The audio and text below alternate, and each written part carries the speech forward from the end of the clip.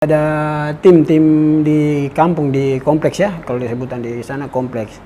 Tim kompleks itu namanya Worth It FC. Nah, dari sini saya terbentuk. Sebelumnya ada SSB, tapi kalau di Sorong saya pikir belum terlalu banyak SSB. Soal persepak bolaan 3-4 tahun lalu belum. Kalau sekarang udah mulai berkembang.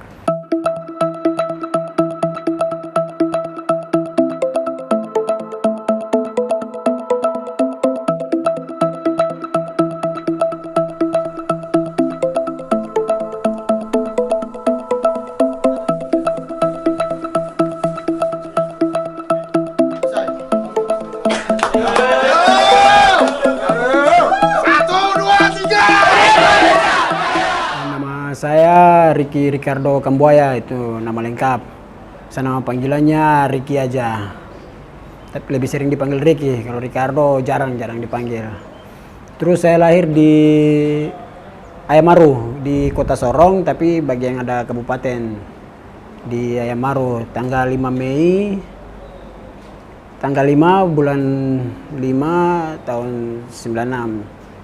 Jadi saya lahir.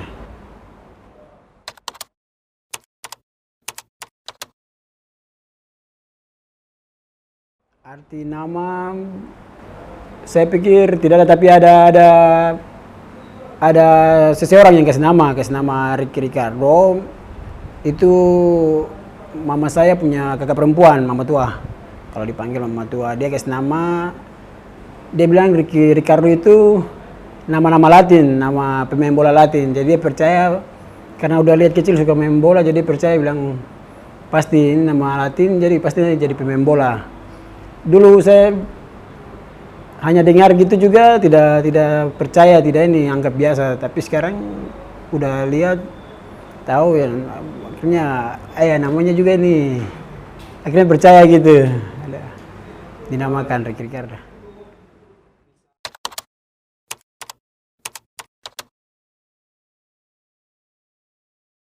Ya, kalau ibu saya pedagang biasa, penjual.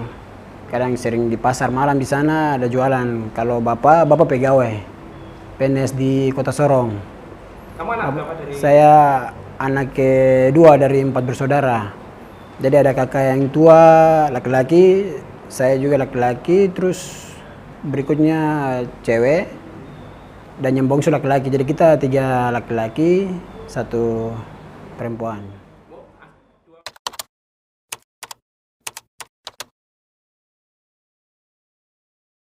Awal suka bola karena mungkin pertama faktor lingkungan kan di Papua suka main bola, kita sore-sore suka main gawang mini kecil, patah kaleng itu. Nah, kita main, istilah sebutannya di sana. Main-mainnya sudah semakin suka dari main gawang mini itu, pelan-pelan setiap sore pagi kita main terus dengan anak teman-teman kompleks. Sampai akhirnya, oh ya, saya suka dari kecil-kecil lihat yang bola besar, mulai futsal sampai bola besar, mulai ikut sampai suka. Keinginan ingin menjadi pesepak bola. Langsung berkeinginan ingin jadi pemain bola. Bisa diceritakan? Awalnya itu ada tim-tim di kampung, di kompleks ya, kalau disebutan di sana kompleks. Tim kompleks itu namanya Worth It FC. Nah, dari sini saya terbentuk. Sebelumnya ada SSB, tapi kalau di Sorong saya pikir belum terlalu banyak SSB. Soal persepak bolaan 3-4 tahun lalu belum. Kalau sekarang udah mulai berkembang dibandingkan kalau Sorong dengan Jayapura. Makanya saya dari tim kompleks ini, Worth It ini, bermain di Worth It, terbentuknya di Worth It. Setelah itu langsung ada seleksi terbuka PON Papua Barat. Dari situ saya gabung di PON. Setelah PON Papua Barat ini, setelah 2000 PON waktu 2016 17 Ya, 16 di Jawa Barat ya. Setelah dapat di PON situ, setelah itu selesai PON saya balik dan langsung artinya tidak ada panggilan atau tidak ada Saya ke Mojokerto soalnya macam ada orang dalam atau agen apa begitu yang ini tidak. Saya pelatih saya juga legend sepak bola itu Martin Tao sama kakak Epis Mau. Nah, Martin Tao yang punya koneksi. Dan saya ada koneksi sama pelatih kiper PSMP Mojokerto, Ari Kurniawan. Ya sudah, dulu kiper Persiram juga dia. Makanya dari situ bilang ke sana seleksi terbuka ke Jawa di PSMP itu makanya dari Papua langsung berangkat dan seleksi terbuka di Mojokerto seleksi umum. Itu Liga 2 ya berarti? Liga 2. Setelah itu Liga 2 2 tahun. Setelah itu dipanggil Sleman ke Liga 1. Sleman promosi ke Liga 1 sama Coach Seto. Setelah itu Coach Haji panggil ke Persebaya. Kayaknya gabung di Persebaya sampai sekarang ini. Sampai sekarang puji Tuhan bisa timnas sekarang ini.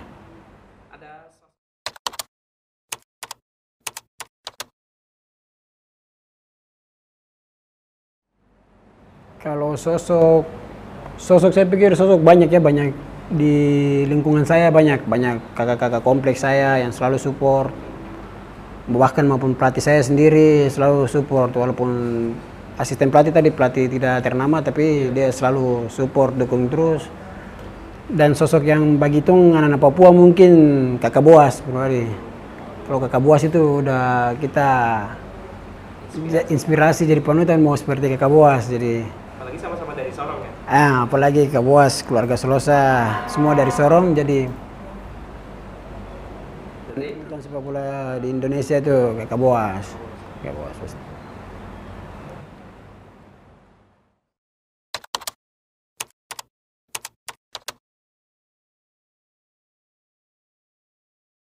Kalau saya pribadi itu ketegasan Coach Sintayong ini itu yang saya mau ambil dari situ.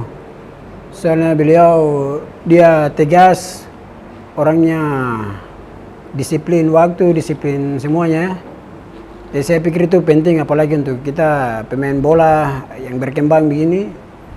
Itu sangat penting untuk kita. Kayak lihat ketegasan Coach Sintayong, cara latih, soal kita punya stamina yang masih kurang, harus tambah kemauan, jangan sampai menyerah, harus berjuang walaupun sudah sampai titik terendah lah, tapi tetap beliau paksa untuk kita harus berusaha berjuang terus.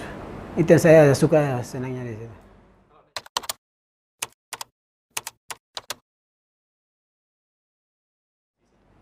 Sempat dulu di Mojokerto itu gelandang sayap karena formasi 4-4-2. Jadi saya di sayap empatnya itu sebagian sayap, nanti kalau defense gitu ya ke dalam saya.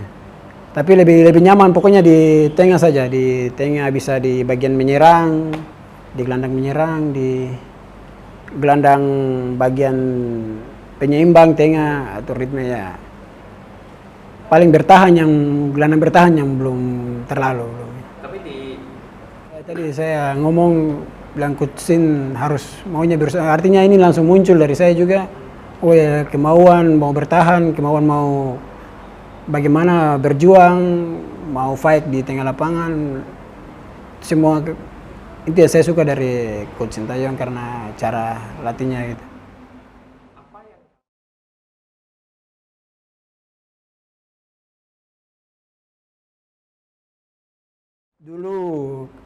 Kalau dari dulu sampai sekarang itu inginnya jadi paling yang terbaik, istilahnya mungkin di liga ya pemain terbaik atau bahkan top skor seperti Kakak Boas begitu, itu keinginan. Dan kalau keinginan bersama timnas ini tentunya bahwa yang terbaik di kancah internasional bersama timnas bisa, artinya peringkat FIFA kita bisa naik, kita bisa dapat hasil yang bagus di setiap turnamen, kita bisa mendapat hasil yang baik tentunya untuk timnas begitu.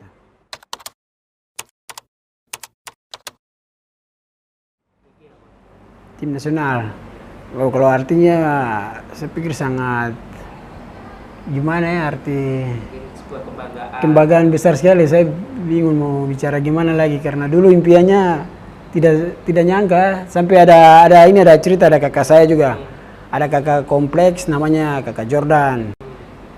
Kita dulu kan nonton Evan Dimas main 19 itu bagus-bagusnya, top-topnya itu. Jadi nonton gitu, saya belum main bola, masih di Papua saja. Kakak saya bilang, kamu harus berjuang, kau ini harus berjuang, berusaha supaya suatu saat mau lihat kau main, karena kau harus main dengan Evan Dimas, begitu katanya.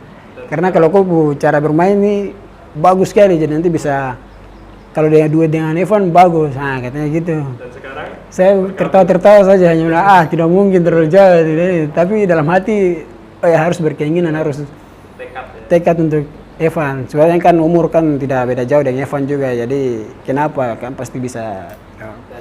Jadi ya, dan sampai sekarang rasa seperti gimana ya, mau bilang mimpi juga. Sekarang itu aduh, lihat Evan juga masih macam ingat waktu momen kakak cerita. Dan kamu Evan Dimas, ya. Ya itu dia, semoga rasanya bangga, terima kasih, puji Tuhan, sama keluarga, sama keluarga Persebaya, keluarga Imana yang support, yang sama ini sampai saya tahun ini langsung dipilih coach untuk pertama kali gabung di timnas. Itu saya rasa bangga, rasa senang, itu sangat luar biasa.